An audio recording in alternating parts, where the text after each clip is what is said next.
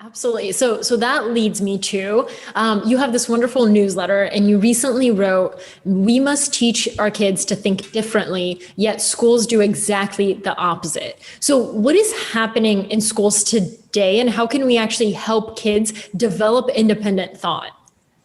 Right. So, what happens is that, again, because we're following a curriculum and because we're starting lessons already knowing the answers, we're not leaving space for kids to actually come up with their own ideas. So what you do in school is you basically study the ideas of other people and you do things that have already been done before. And there's little space for you to deviate and sort of like go down a rabbit hole or take your own path and do things differently. In fact, those are considered the troublemakers, right? Those that decide to question things, even if they don't do it. Yeah. And many kids actually don't know how to question things appropriately because we haven't taught them. So of course, when I talk about like having kids, question the defaults and sort of like cultivate this attitude of skepticism, parents are like, if I do that, they don't know how to do it. Like they'll come across as rude. I'm like, of course, because we haven't guided them through this process. And, being contrarian in school is considered something negative if you think about it, that's just the kids like, kind of like natural way of saying, wait, let me think for myself for a moment. Give me a break. Like, yes, that's what you think. And that's what you're telling me. But now let me stop and think, does this make sense? Let me see if I can, do some research and back some of these ideas or find a different idea. Let me change my mind. But there's no space for this. So we don't go through this process. And that's actually the process that makes you being an independent thinker and come up with, new ideas and original ideas, right? That there's no space for that in school. And it's very frustrating because a lot of, again, the kinds of creative works that kids want to do, like kids nowadays admire like the YouTubers and the content creators and the people who sort of like did their own thing and came out on top, the original thinkers. And I cannot even, maybe they don't have the words to express this, but it must be very frustrating being in school, knowing that that's where you're heading, that's the kind of job you want to do or the kind of thing that excites you, and not be able to do it in school, a place where you spend so many hours a day. So, yeah.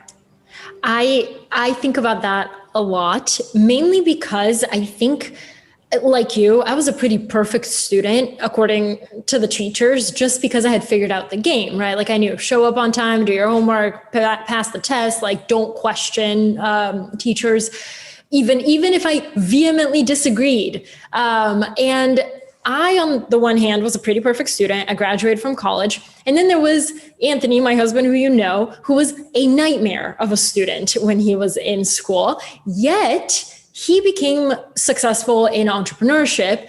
I had a different mentality coming out of school where I kind of thought I had these like rigid mental models where I was like, okay, get a job, do a good job, please your boss, move up in the company. I never even thought I could have my own business. Like I just always thought I had to be accountable to somebody. Somebody always had to be telling me what to do. So how do you distinguish between challenging authority and thinking for yourself, or and whether it's like a discipline problem with a kid? So what you'll notice is that the kids who have this behavior issues in school are this is in my experience from what I've noticed, are the most creative kids, and the kids who actually have, I'm like, oh my gosh, this kid has so much potential to create something really cool, very passionate. But because those are not the kids that fit in the system, they are so frustrated because they're so creative and they have these ideas and they can't execute them in school. And whenever they try to do what for them is worthwhile, they get in trouble. So imagine how frustrating this must be for a kid. So whenever I see a kid, and this is something that I learned, obviously challenging when you have 30 students, but something that I learned, whenever a kid is acting out or whenever you have these contrarians, and again, very difficult for a teacher to be like, oh, he's saying like, well, why? Or why are you asking this? It's very difficult for a teacher to keep her cool or his cool and be like, let me explain it to you. The reaction is usually like, why are you questioning me? Like, how dare you? Like, no.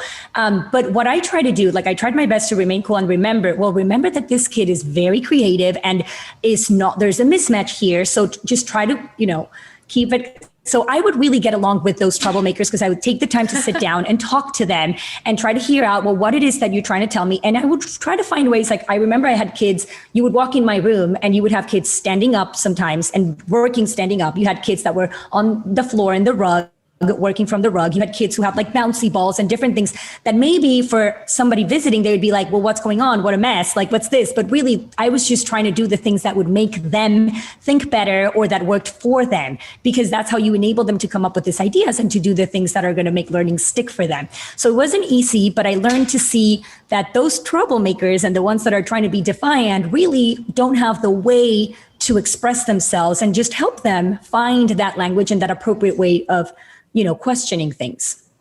And actually, let me share one quick story because I just remembered. I remember that I had at the beginning, I would put out, which I stopped doing because I realized that this was not the kind of rewards that I wanted to use, but I would give out stickers and I would put positive message like, you did such a great job. And I had this student who hadn't done a great job, but I knew that she had a learning disability. So I wrote a little message saying, you did great, you did, and trying to like highlight the things that she did well. Yeah. And then I had this other student who was incredibly gifted, and he sort of lacked this like social skills, and he was very contrarian. He was that kid that other teachers could not even listen to because he would question everything. And sometimes he didn't know how to do it, right? But I understood where he was coming from. And I remember he came up to me and he's like, why did you put a sticker and you wrote very good job and all those comments? Because I read her piece and it was not good at all. Like I'm so confused. I'm so confused why you would say that. And it made me realize like he obviously didn't know that this girl had a learning disability and what I was, but I, another teacher would have probably be like, how dare you say that? Like you can't, but I understood what he meant. He was confused. Like it wasn't a great piece, but yet it had its sticker and it said, great job. You did this really well. So those mixed messages are really difficult for kids who are the troublemakers and who have this, right? So, I mean, it's a matter of trying to put yourself in their shoes and understanding where they're coming from. And not every kid fits in the system, like you were explaining earlier, right? Okay.